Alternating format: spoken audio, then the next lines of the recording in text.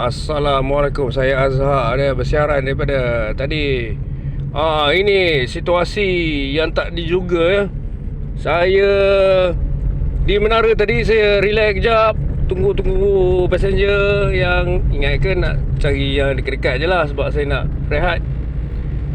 Ini ada satu budak perempuan darjah 5. Dia macam tengok ada tertunggu something. Saya pun terperasan lah juga kan.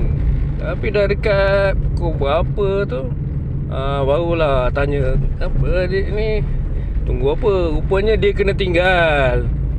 Dia sorang-sorang. Tanya umur berapa, darjah 5. Nak balik mana, Bukit Rangin.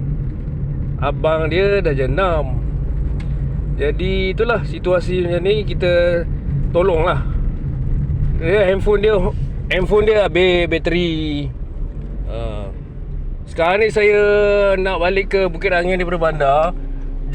Kalau jalan straight tu ada jam lah, ada something lah. Memang teruk lah jam. Jadi ikut jalan Sungai Isap ni, keluar balik depan masjid ni. Ni banyak lori ni.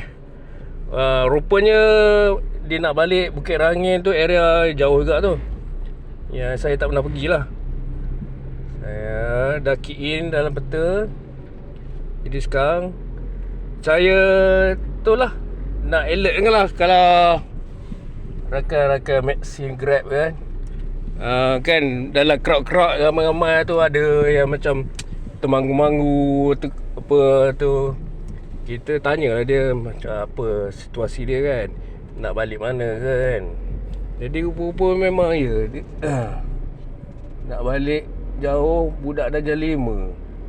So itulah, tak apalah, pakcik tolong hantar. Aduh mak, ni nak keluar simpang ni payah sikit lah.